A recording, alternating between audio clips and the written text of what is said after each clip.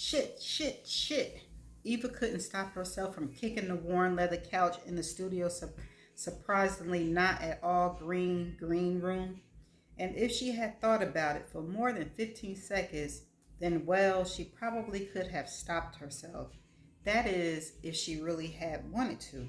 But the physical release of her anger felt too damn good. It felt new, it felt real, and it felt free. So she turned and banged her fist against the wall without a care for her hands. Then she regretted it as hot pain shot up through her arm. Freaking hell. Add that to her list of dumb moves of the morning. Funny though, not even. It never looked that painful on TV. Ugh. She let out a hard, unladylike grunt. The thought of TV instantly brought the scene she just escaped from back to her mind. Who the hell breaks up with someone on national TV? Right. But worse, who flips out like she did? No, girl. Okay. Eva sucked in a breath. What was she thinking? She never lost her cool and went off like that. At least not so publicly. If there was one thing she knew, it was the value of keeping her true emotions hidden. But then Kevin's nonchalant shrug came back to the forefront of her mind, and once again, without thinking, Eva went for the wall. Like Kevin, the wall won. Damn it! Eva looked down at her red, quickly swelling knuckles and winced. And damn you, Kevin, you piece of crap, spineless betrayer. If he wanted to do the breakup in a public place, why couldn't he pick a Starbucks like a normal human being? Eva felt a hot tear fall and swiped it away. She didn't even know why she was crying. In the moment, it certainly wasn't over the lost love or any such nonsense.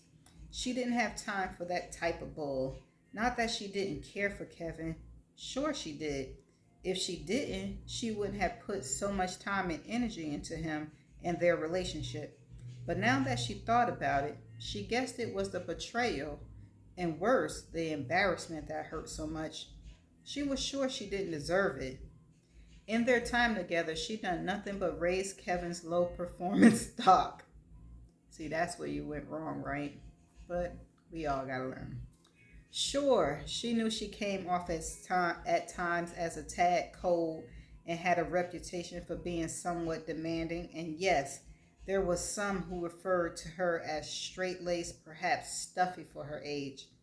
The word uptight may have been bantered around, and probably she should have beat Kevin to the breakup punch when he had the nerve to call her a prude because she wouldn't go all in for some sort of kinky or tie me up antics in bed. But what did he know? She could get plenty kinky and have just as much fun as any woman if given the right incentive. But lately, he'd been barely any incentive at all. The funny, kind, attentive, okay, maybe he was a little too into video games guy she first met had somehow morphed into this pompous pocket square wearing asshole the world saw dumping her this morning. So the last thing she wanted to do was jump through some sort of fetish hoops when, both inside and outside the bedroom, he was a total bore. But still, the fact remained that she stayed and had invested years of time and energy in Kevin for just this moment. Bailing was not an option. As her mother often said, bailing is never an option. Eva sucked in a breath and stilled when the low hum hit her ears. Her cell phone was on vibrate in her purse on the glass coffee table, and it was currently pulsing so much the whole purse did a little shimmy. It was her mother. Without even looking, Eva knew it had to be. Valerie Ward was probably sitting with either her finger or her assistant's finger pressed hard on the redial button at that moment. Suddenly, Eva had the desire to kick the table, just to hear the glass smash. But of course, she didn't. She couldn't. She had to pull herself together, get some control here. Her moment of going full-blown nuttier was done and over. Instead, Eva ignored the phone and rested her forehead on the wall, forcing herself to take a slow, deep breath. She'd deal with her mother soon enough. She had to come up with a plan, or they'd come up with one together. Either way, she had to get a handle on what had happened this morning and get started on her own damage control. She handled worse for her celebrity clients, and she was a nobody. So this should be easy to handle with a bit of rug sweeping. She just had to step back and look at things objectively. A lump lodged in her throat. Still, it made no sense. She and Kevin were perfect, despite the kinkiness non-compatibility factor, and she had invested the right amount of time and energy into the relationship. More than enough, actually.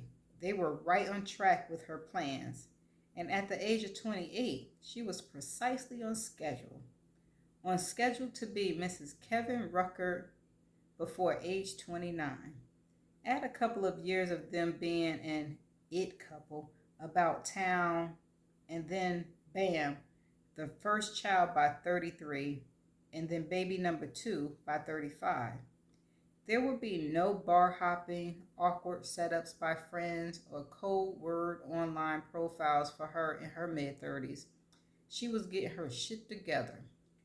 Well, to hell with you, Kevin, for totally messing this up. Thoughts of the gorgeous monogram towel she had pre ordered for their registry with their initials ERK in script on Pima cotton came to her mind. Damn, she really wanted those towels. Had brought them into a whole stupid fantasy of them.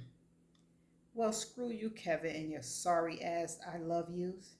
Eva yelled as she swiped once more at the errant tear and stomped her foot.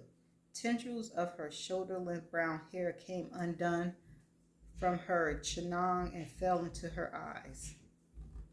Then she heard it, a slight shuffling of feet that caused Eva to freeze, then turn around, and there he was, right in the doorway, capturing her every sad and desperate move. Stood a very tall man, and that was a lot for her to say. Since she was 5'9" without her heels, his skin was a burnished tan, mostly natural, though some she could tell came from being outdoors in the sun. His worn t-shirt showing the tan lines around his muscular biceps. She looked down and said T was tucked haphazardly into a well-fitted faded jeans. Did she just look at his crotch? When her eyes came back up to his face, the sexy scruff on his jaw showed he hadn't taken time to shave that morning, or maybe the past few mornings, before coming to work. Work. That was the worst part of it all, his work, because slung over the top of this man's very broad shoulders was a TV camera. And in that moment, it was trained directly on Eva in all her overly emotional meltdown glory. What the hell are you doing? Eva inwardly cringed as she heard her own voice come out in an unflattering high shriek. Haven't I been humiliated enough? Nothing. Just silence from the t-shirt camera dude for one long beat and then another. As Eva stared at him open-mouthed, waiting for some sort of answer or apology, or at least for him to put the blasted camera down, anything but this blank, emotionless stare. And then he did it. He finally moved. The hokey camera guy's left brow went up, and at the same time, so did his shoulders. They went up, and then they slumped right back down again. Eva took a step back, bumping into the coffee table behind her. Did he just shrug? Hunky, freaky, body-hugging T, faded jeans, perfect stubble camera guy looked at her and shrugged. What the total hell? She was having a perfect full-on meltdown and he shrugged? This was her second dismissive shrug of the day. Flashbacks of Kevin Casual's shrug mere moments ago washed over her. along with even worse images of Kevin's eyes lingering too long on other women's legs in short skirts, and paying special attention and laying on that old Kev charm with any woman with boobs over a C cup. When she catch him, he shrugged in too, in a, well, boys would be boys kind of way. Well, she had enough of this bullshit. This was her last shrug of the day. She wasn't taking it anymore. Sucking in a breath, Eva smoothed her hair as best as she could, then tugged down, straightened her disheveled skirt. She reached towards the table and slung her purse carefully over her shoulders before finally straightening up her pearls. Then, churning on her pure hate, Eva walked towards him. She couldn't see his full face since it was half hidden behind the camera that was taken in her supposedly private meltdown, but she did get a closer look now at the challenge in his one sparkling, heavily lidded dark brown eyes. She thought she may have seen that eye, that sexy frame once or twice wander in and out of the studio, but she wasn't sure. Letting her own eyes wander, Eva also caught in a hint of a tattoo peeking out from beneath the cuff of his tee. When she looked back to his full lips, they twitched up at one corner. "You find me amusing?" she asked, holding tight to the reins of her control. "Cool. It's nice to see someone getting a chuckle out of this day. Too bad it is at my expense," she thought. Just like Kevin was probably laughing now. Just like all of the morning show viewers were probably laughing too. Eva's blood boiled over at the hitch of the too pretty lip and the smug look in his one dark eye. And then everything seemed to go dark. Her world turned to pinpoint tunnel vision as she continued to be propelled forward, only seeing that sparkling eye of his and that twitching lip. And, as if on autopilot, Eva bit her own lip, giving it a light lick. At the last moment, she put her freshly manicured hands up to the front of the camera lens and watched as Mr. Hunk quickly shifted his head from behind the camera and looked at her, hitting her with the full force of his masculine beauty. Bam! Smooth skin, dark slashes of brows, a strong square jaw, and those full, generous, curved lips made her mouth instantly water. She saw him begin to open those lips in protest over her hand on his camera, but before he could get a word out, Eva moved in and covered his mouth with her own, capturing him in a hard, searing kiss. I ain't see that coming. His lips were at first firm and unyielding, but after a few seconds, she felt a shift when they went soft and plated as her pressure was returned. Then he surprised her by kissing her back.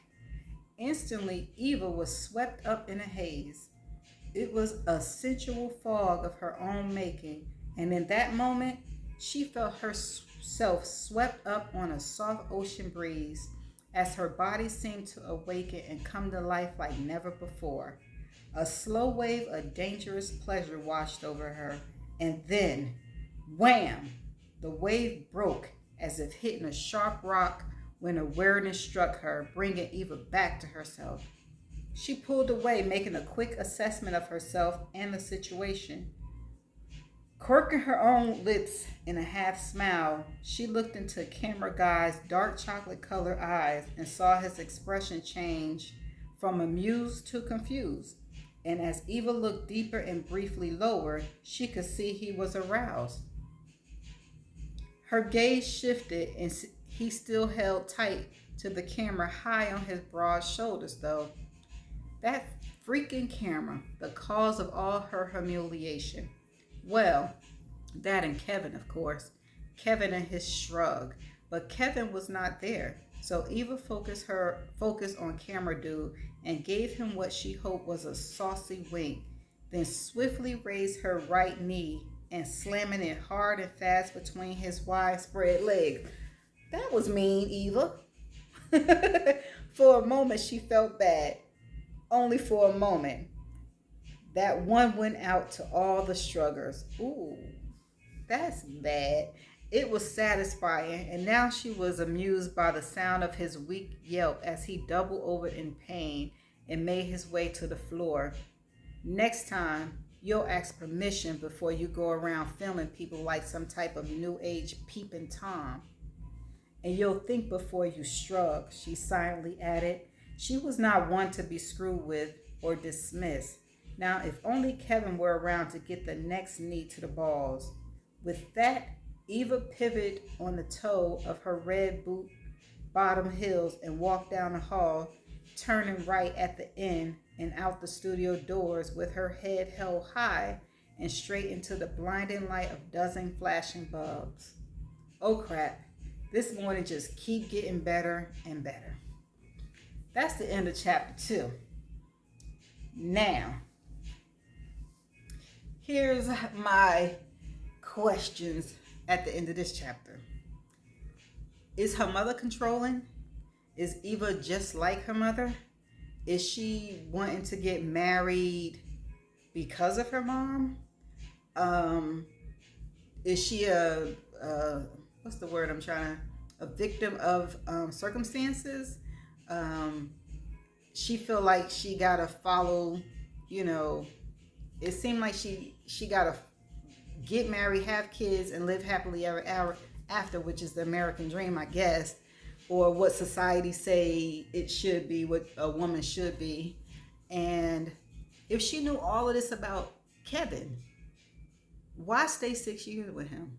Well, I know a lot of women do that, but it seemed like she wasn't happy, and she knew she wasn't happy, but she wanted to get married anyway. And that brings me back to, is she wanting to get married because it's what her mother probably was beating in her head to do? And why would you take it out on the camera? Why would you take your anger out on the camera guy? You kissed him. I don't like that part. That part I don't like. So let's see what chapter 3 brings. See you in the next chapter.